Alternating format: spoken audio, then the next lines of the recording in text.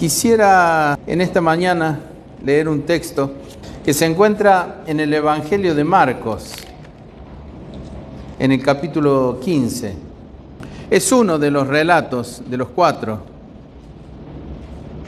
en el que se señala los pasos que siguió o que se siguieron ese día, la última Pascua que el Señor pasó sobre la tierra, en la que después de haber sido el principal en la mesa,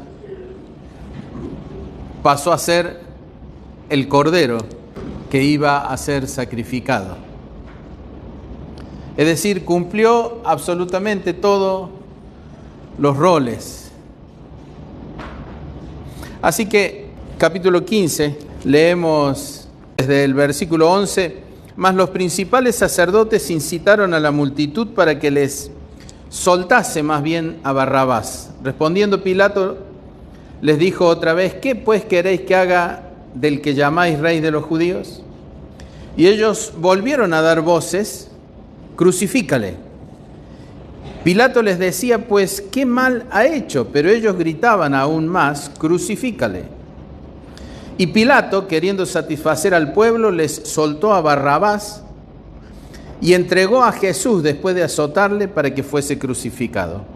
Entonces los soldados le llevaron dentro del atrio, esto es, al pretorio, y convocaron a toda la compañía y le vistieron de púrpura y poniendo una corona tejida de espinas, comenzaron luego a saludarle, salve, rey de los judíos, y le golpeaban en la cabeza con una caña y le escupían, y puestos de rodillas le hacían reverencia. Versículo 22, y le llevaron a un lugar llamado Gólgota, que traducido es lugar de la calavera, y le dieron a beber vino mezclado con mirra, mas él no lo tomó.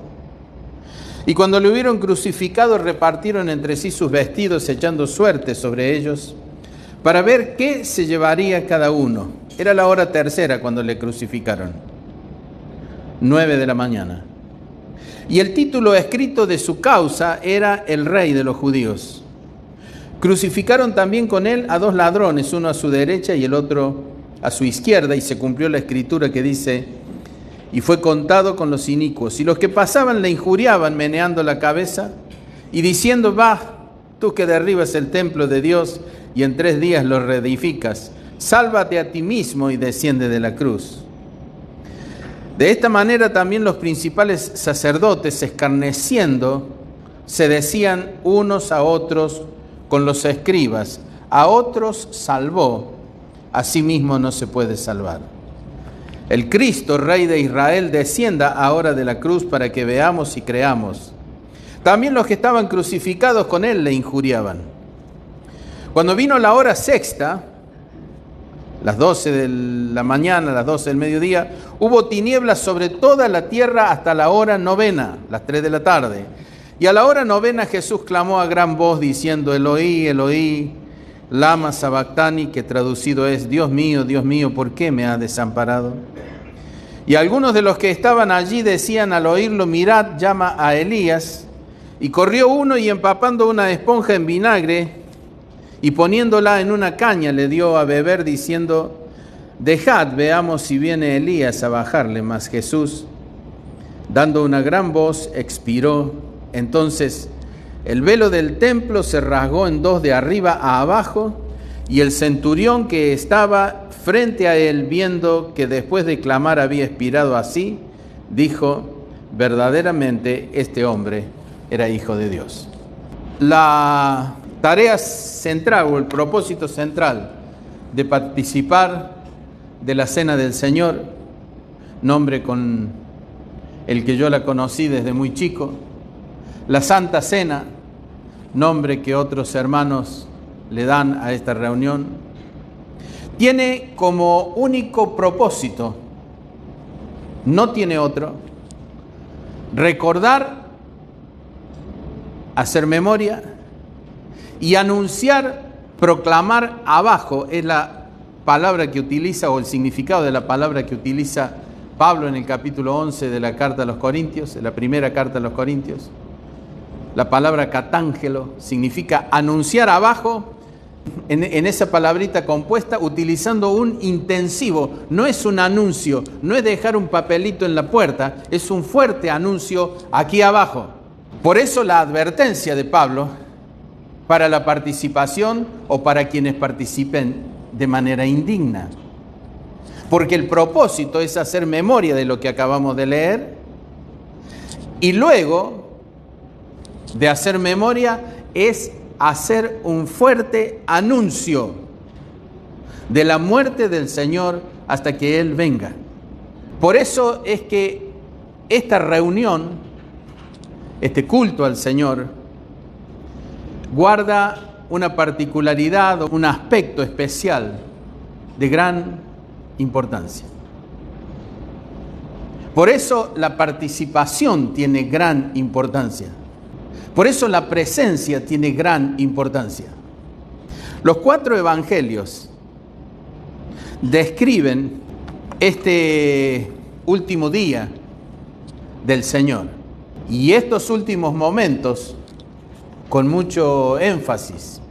Y cuando leemos los 4, entonces tenemos el panorama completo de lo que Dios quiso señalarnos. Y surgen algunas diferencias, porque precisamente esas diferencias son las que cuando hemos leído completamente estas 4 descripciones, estos 4 relatos del mismo suceso, entonces es que tenemos la perspectiva total, amplia, completa. El relato de Marcos, que hemos leído, podríamos haber leído desde mucho antes, comienza con un primer problema que se presenta a la justicia humana. La justicia humana, representada por Poncio Pilato, tiene que tomar una decisión. Y la decisión que tiene que tomar está relacionada con la verdad y la justicia, o disfrazar de justicia una decisión política. Cuando lo miramos desde esta perspectiva, porque además esto es lo que ocurrió, entonces podemos comprender una gran parte de lo que suele suceder con la justicia humana en el mundo y naturalmente en nuestro país y naturalmente en nuestra provincia. Hay hechos en los que la justicia decide, puede, quiere intervenir estrictamente como tal, pero hay veces que aparecen otros ingredientes, otros condimentos. Y esto es lo que ocurre, o esto es lo que ocurrió en los días del Señor. La justicia se enfrenta a un dilema, una multitud que acusa a un inocente y la presencia de un culpable que tienen en custodia, pero que representa el nacionalismo, la barbarie, la violencia, la ruptura de límites, la transgresión que en nombre de la libertad y del nacionalismo suele hacerse. A este lo tienen en custodia. Es un hombre, se llama Barrabás. Pesaban diversos delitos sobre él, todos relacionados a esto. Hoy solemos asombrarnos cuando delincuentes que mostraron una indiferencia por los demás o una perversión sorprendente son puestos en libertad. Bueno, esta es una historia vieja de la justicia humana. Lo curioso es que de una manera muy particular, el conocimiento del bien y del mal, el sentido de justicia humana, eso que nosotros creemos que tenemos y que manejamos muy bien y que en verdad casi nunca ocurre así, porque somos hábiles para juzgar, pero juzgamos desde la perspectiva de una justicia humana. No es de hoy, no es de nuestros días, no está relacionado con las noticias periodísticas o los programas periodísticos que se pueden ver semanalmente, sino que está relacionada con el corazón humano y es un problema que arrancó allá lejos en Génesis, cuando el ser humano cayó en la trampa, cuando la mujer cayó en la trampa de esta loca idea: seréis como Dios sabiendo el bien y el mal. Y luego compartió con su marido. Y lo curioso es que la Biblia nos dice que cuando él comió, entonces fueron abiertos los ojos de ambos. Hasta ese momento no había ocurrido. Pero cuando compartió con su esposo y su esposo comió, los ojos de ambos fueron abiertos. No conocieron el concepto bien y mal, conocieron que estaban desnudos. Desde este punto de vista, la justicia ha funcionado y de repente nos encuentra en este punto de la historia. La justicia, como dijimos, representada por Poncio Pilato, dos hombres completamente distintos. Uno representa las promesas de Dios, uno representa el cumplimiento de las profecías, uno representa la misericordia y la justicia de Dios, uno representa la decisión de entregarse a sí mismo por amor a los demás pecadores, aun cuando no terminan estos, los pecadores, de entender la condición, las cualidades de uno de esos que es Jesús, llamado el Rey de los Judíos, descendiente de David. Y a su frente aparece en toda su dimensión el hombre, tal vez el prototipo del libertador humano, del caudillo humano, del que es capaz de lograr adhesiones simplemente por sus cualidades personales, simplemente por poseer un atractivo en su personalidad que le facilita, lo ayuda para ser caudillo y atraer la voluntad de las personas. Y allí está la justicia, y en el plato, en cada uno de los platos de la balanza de la justicia, estos dos hombres. Y un poco más adelante, enfrente, una multitud, manejada por un grupito minoritario, pero muy poderoso. Las cosas no han cambiado hasta hoy. Grupos minoritarios, pero poderosos, manejan multitudes. No ocurrió distinto en los días del Señor. Esto es para que notemos también, de paso, lo que está ocurriendo con la iglesia cristiana evangélica en general en nuestros días. Grupitos de ministros del Señor, o que alguna vez lo fueron, muy poderosos, están movilizando multitudes detrás de sus propios intereses. Está ocurriendo. Las más grandes organizaciones nacionales son integradas por esos grupitos de poderosos que pretenden mover multitudes para satisfacer sus propios intereses. Así que allí están los actores, la justicia, los dos juzgados, cada uno en un plato de la balanza, y la multitud. Lo que leímos nos muestra que la justicia intenta, con sus escasas fuerzas, hacer justicia, pero sin comprometerse demasiado. Intenta hacer justicia siempre y cuando no vaya a causarle perjuicio a sí mismo. De tal manera que les dice, pues qué mal ha hecho Jesús.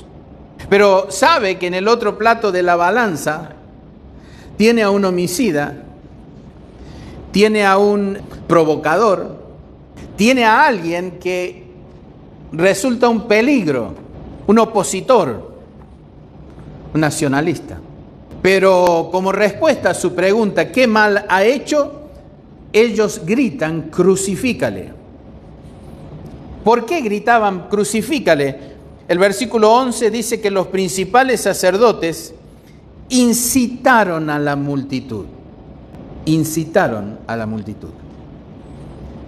Grupos de religiosos sobresalientes pequeños pueden manejar multitudes y guiarles a hacer su voluntad. Es lo que está ocurriendo en nuestros días también. Lo que ha ocurrido a lo largo de los siglos también.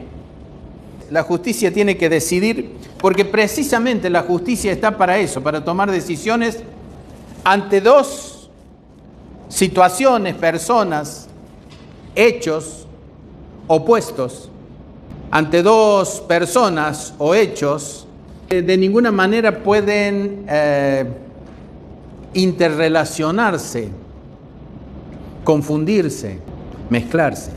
Así que como para hacer justicia había un cierto compromiso de parte de Pilato, la justicia, entonces toma una decisión. La Biblia dice, queriendo satisfacer al pueblo. Queriendo satisfacer al pueblo. Así que dejó de ser justicia y empezó a hacer demagogia. Porque no juzgó con justicia, no juzgó de manera imparcial, juzgó para satisfacer a una de las partes. Queriendo satisfacer al pueblo que reclamaba que le soltaran a Barrabás, entonces lo puso en libertad, como acostumbraba a hacerse en la Pascua.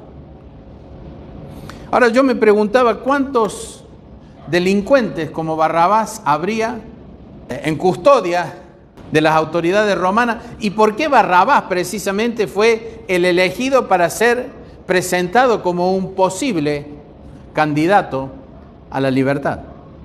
Lo habrán solicitado, habrán aparecido influencias, habrá tenido cierto renombre. La cuestión que la multitud grita Barrabás, la justicia es borrada de en medio y aparece una forma de justicia amañada, una forma de justicia parcial, pero que tiene el beneplácito de las autoridades porque tranquiliza socialmente. Entonces, queriendo satisfacer al pueblo, le soltó a Barrabás y después de azotarle, entregó a Jesús para ser crucificado. Los errores, complicaciones que se acarreó el pueblo judío para sí mismo son muy serias. Mateo, Marcos y Lucas mencionan la elección de Barrabás. Pero Juan es el único que menciona algo que es un poco más terrible, es un poco más fuerte, más pesado.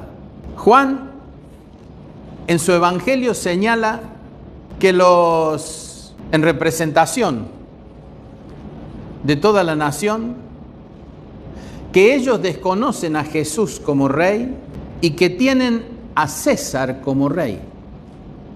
A veces creemos que las palabras son una cosa muy simple, es decir, pronunciamos palabras, hacemos creer cosas con palabras, decimos la mitad conveniente para que el interlocutor que tenemos en ese momento vaya con su imaginación, con su mente en una dirección, aun cuando nosotros, sabiendo que solo le dijimos la mitad, conocemos que la idea era otra. Hay distintas formas de mentir, pero las palabras de todos modos tienen una enorme importancia.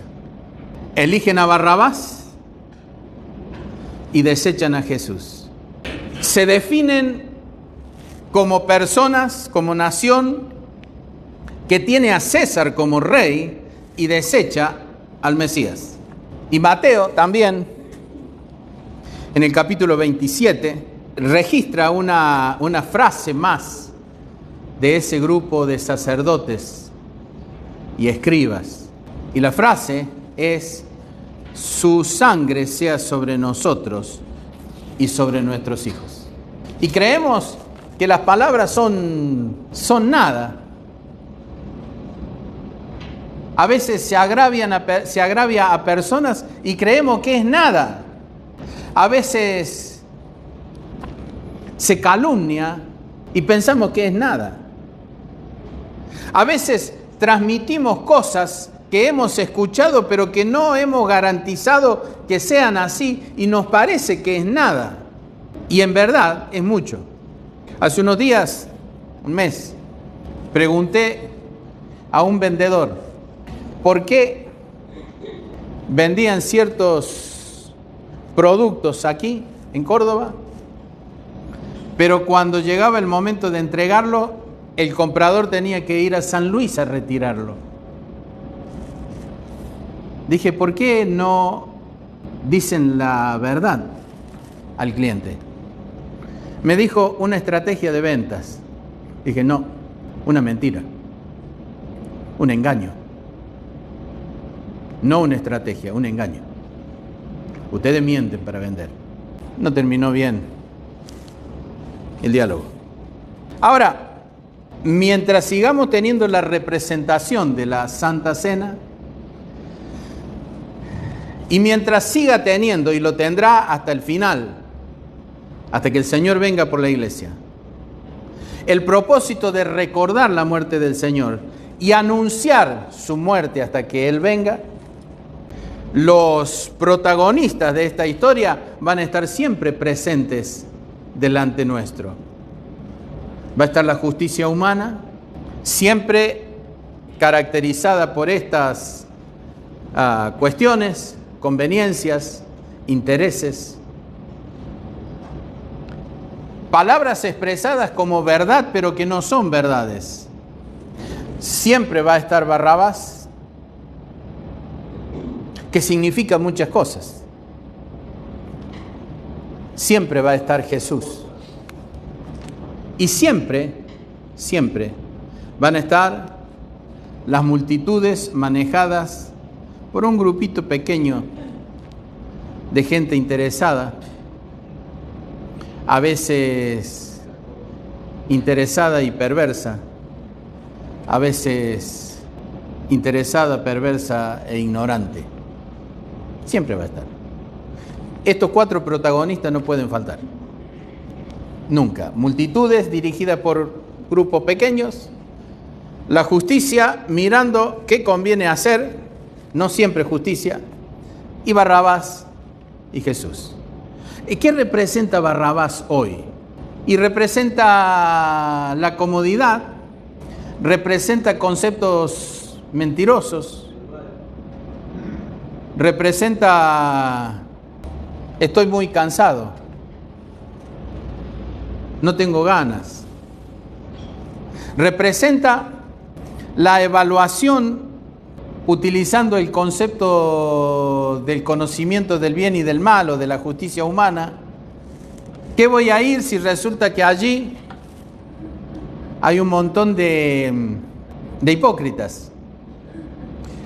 Hace varios siglos dijeron esto en presencia de uno de los grandes predicadores y escritores que tenemos en la historia. Y él dijo, bueno, es cierto que hay muchos hipócritas, pero falta uno. Siempre falta uno. Y entonces preguntó quién, y falta usted. Porque pareciera que siempre son los demás. Pareciera que siempre son los otros. Entonces Barrabás representa el que está frente al Señor, pero en el otro plato de la balanza. Representa las razones convenientes, representan los intereses personales, representan los enojos particulares, representa las excusas, representa la humanidad o la condición humana satisfecha o con el propósito de ser satisfecha de todas las maneras que nosotros creamos posible. Ese es Barrabás hoy. Puede representar la televisión, puede representar la almohada, puede representar el supuesto derecho al descanso cuando es momento de rendir culto al Señor. Puede representar muchas cosas Barrabás. Ahora, fíjense que los sacerdotes eligen, transmiten a la multitud y esa multitud da su parecer y como multitud es tomada en cuenta. Como individuo, los integrantes de la multitud probablemente sean despreciados, pero en enjambre esa multitud es respetada, tanto que la máxima autoridad romana en Jerusalén, queriendo satisfacer al pueblo, le soltó a Barrabás. Queriendo satisfacer al pueblo. En esta época no había democracia o los gobiernos no eran democráticos, pero fíjese que lo que ocurre es el resultado de una elección. La multitud elige a Barrabás y Pilato esconde la justicia en un cajón y para satisfacer al pueblo elige poner en libertad a quien sabe culpable. Lo que indica que en el fondo, a pesar de que utilicemos de manera engañosa la justicia, nuestros derechos, en el fondo sabemos que estamos escondiendo la verdad en un cajón. Ese cajón un día va a ser abierto y todo lo que hay escondido allí va a salir a la luz. En el mejor de los casos será en el tribunal de Cristo. Pero lamento decir que va a haber mucho evangélico que no va a pasar por el tribunal de Cristo, sino que va a ir a parar directamente al juicio del gran trono blanco, donde no va a haber ninguna forma ni de justificación ni de explicación. Entre Jesús, el Hijo de Dios, y Barrabás, se escoge a Barrabás. Entre Jesús como rey y el César como rey, se elige al César. Y entre un futuro bajo el dominio, la guía y el control de Dios, y un futuro bajo el dominio y el control del devenir de la historia y del odio en general de las naciones contra su pueblo, ellos dicen: su sangre sea sobre nosotros, y como si esto fuera poco, involucran a su descendencia y sobre nuestros hijos. Cuando se elige a Barrabás, la mentira, el autoengaño, la autojustificación, la autocompasión, la victimización. Cuando se elige a Barrabás, se está involucrando los hijos. Porque lo que se está diciendo es: saca a este de en medio, a Jesús, no queremos saber nada con él, deja a este otro en libertad, Barrabás, y la sangre de este sea sobre nosotros y sobre nuestros hijos. Porque la elección es completa. Cuando se elige una parte, se elige todo.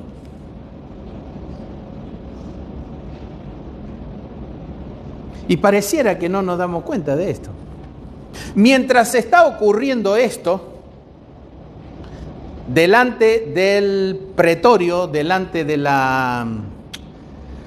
del palacio donde vive Poncio Pilato, a 800 metros de allí, está en pleno movimiento, en pleno auge,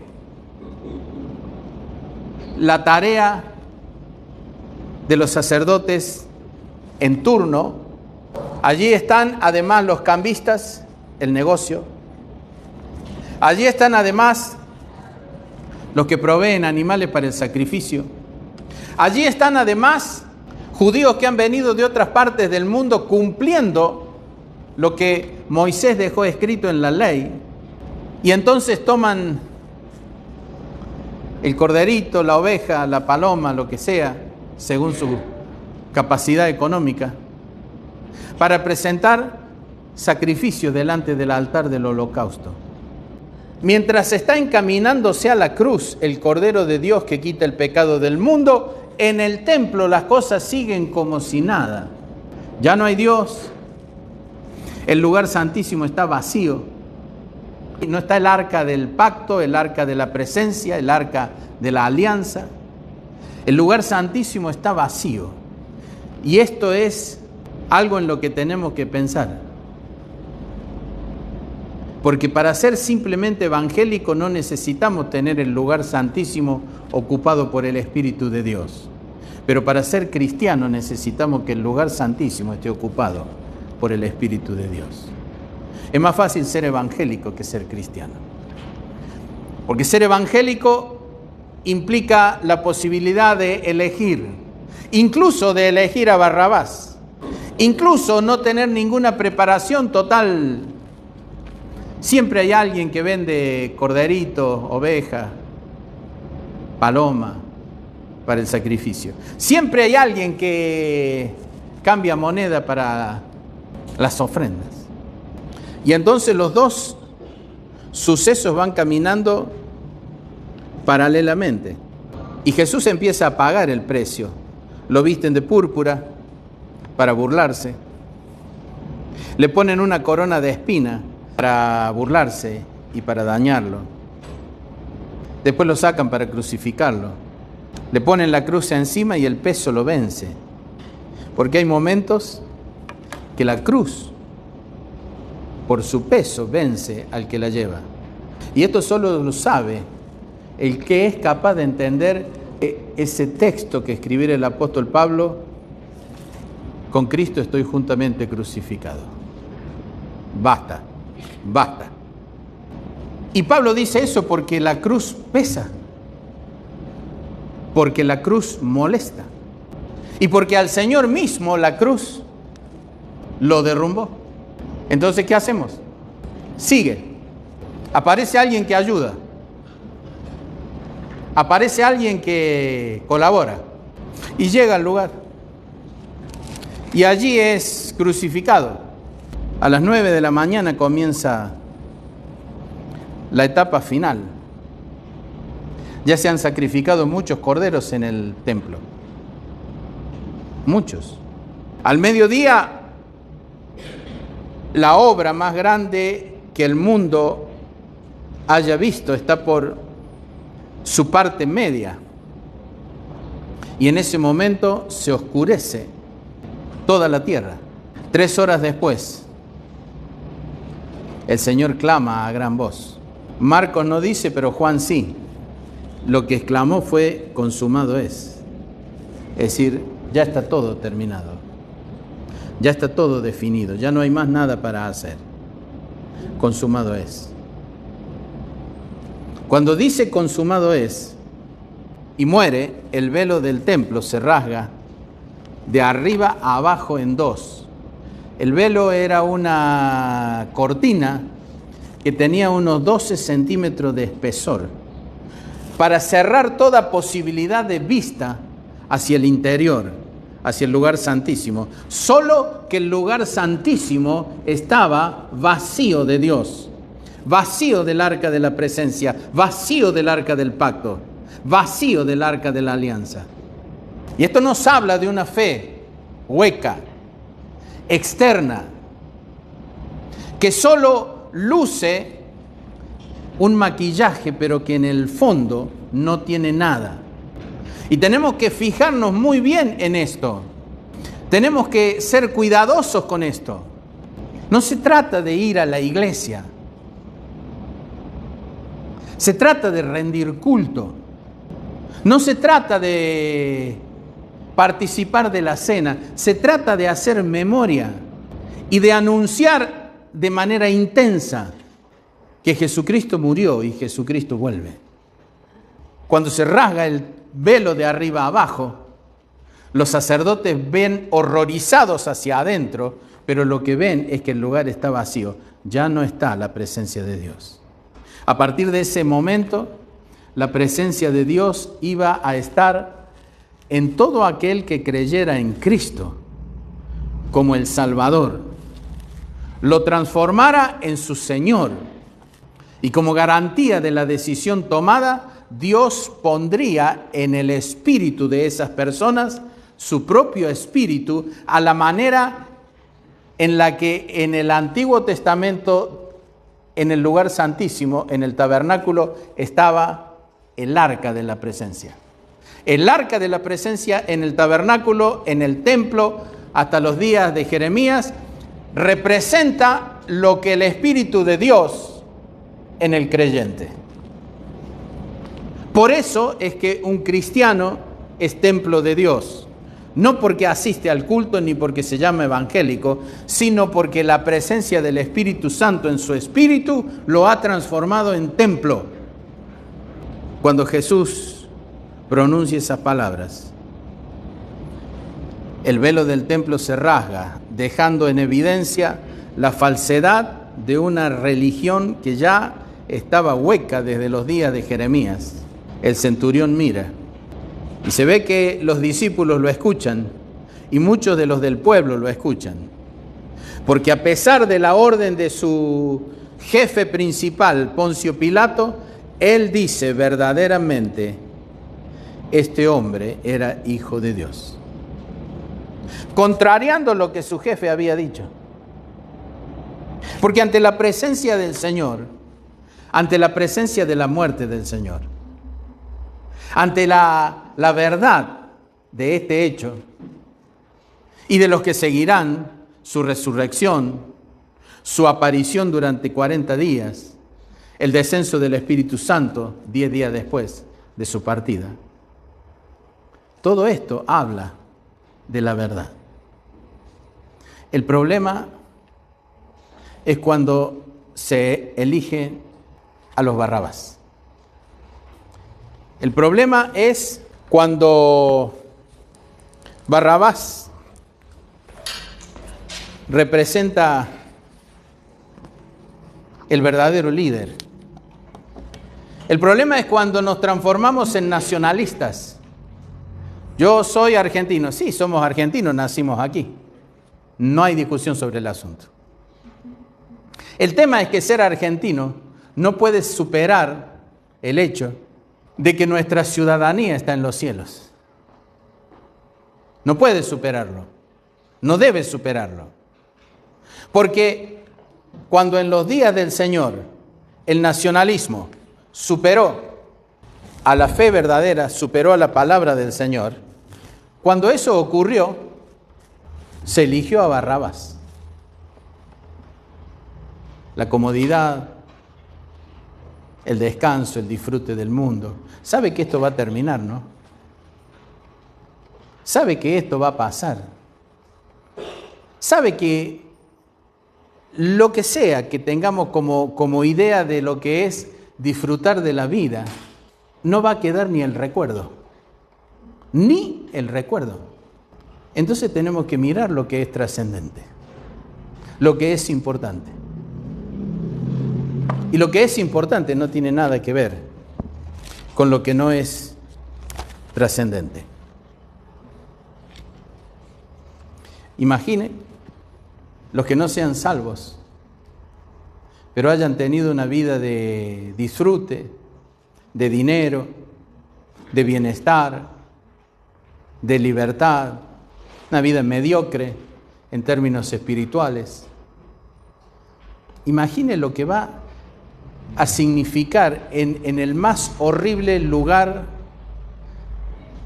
de sufrimiento, en la más horrible de las cárceles que jamás se hayan creado, pasar el resto de la eternidad. Imagine lo que va a significar el recuerdo de las fotografías en la playa, o los días de pesca, o quedarme a dormir porque está un poquito frío, o quedarme en el aire acondicionado porque hace un poco de calor. En el infierno no va a haber aire acondicionado. Ninguna habitación lo va a tener. Barrabás representa el engaño de este siglo, de las ofertas de este siglo, de lo atractivo de este siglo. Eso representa Barrabás. El Señor representa la cruz. No es cómodo. No es cómodo. Incluso hasta podemos decir que no es placentero, porque no tiene que ver con nuestra voluntad. Tiene que ver con la aceptación de la voluntad de Dios. No tiene que ver con el disfrute de este mundo. Tiene que ver con la burla de este mundo. Y al Señor le escarnecían, le escupían, le daban bofetadas. Lo vistieron de púrpura. Le pegaban con una caña que le habían dado como si fuera un cetro del rey. Y le habían puesto una corona de espinas. Esto es el costo de la vida cristiana aquí. Así que agradezcamos que no nos pase nada de esto. Pero miremos bien lo que elegimos, lo que nuestros ojos ven, lo que nuestras manos hacen, hacia donde nuestros pies nos llevan, lo que nuestros oídos escuchan, lo que nuestros pensamientos piensan. Porque además, para bien o para mal, esto que estamos diciendo hoy, un día se va a recordar. Y a mí también me lo van a recordar.